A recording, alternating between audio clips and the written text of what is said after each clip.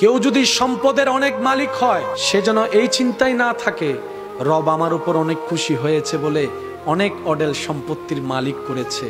কারো সম্পত্তি না থাকলে সে যেন এই চিন্তাই না থাকে আমার রব বুঝি আমার উপর নারাজ, তাই এক বেলার খাবার আনতে আরেক বেলার খাবার ফুরিয়ে যাচ্ছে। ইসলাম বলে না না, মন ছোট করার কিছু নেই।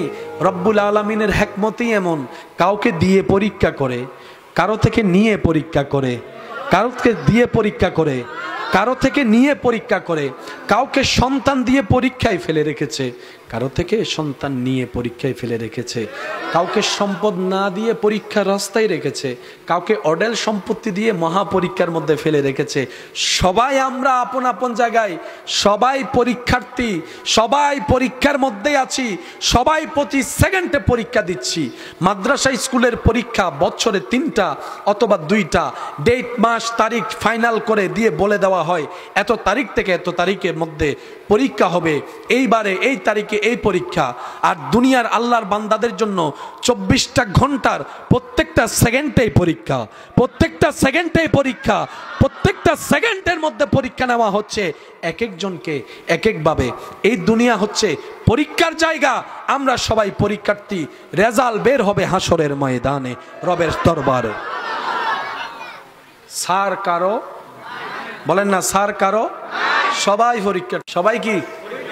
তা আমরা এত বোকার বোকা, নিজের পরীক্ষার খাতায় কিছু লিখতে না পারলেও জীবন কাটাই ফেলতেছি অন্যের খাতা দেখতে দেখতে।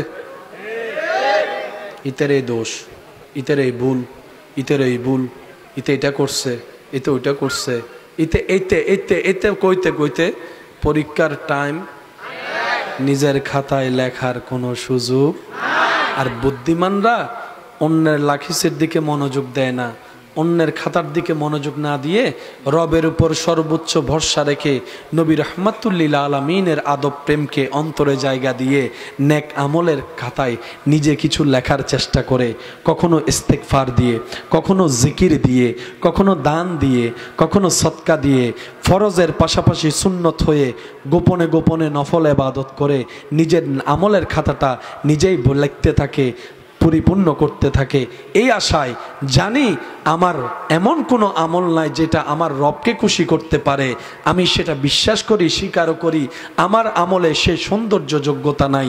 কিন্তু এতটুক তো রবের দরবারে গিয়ে বলতে পারবো, ইয়া রব, তোমাকে রাজি করার মতো কোয়ালিটি ফুল কোনো আমল আমার কাছে নাই, কিন্তু তোমাকে রাজি করার নিয়তে আমি চেষ্টা করে গিয়েছিলাম।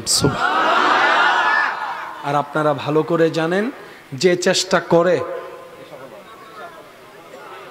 বলেন না, যে চেষ্টা করে সে সফল হয়, যে চেষ্টা করে সফল হয়।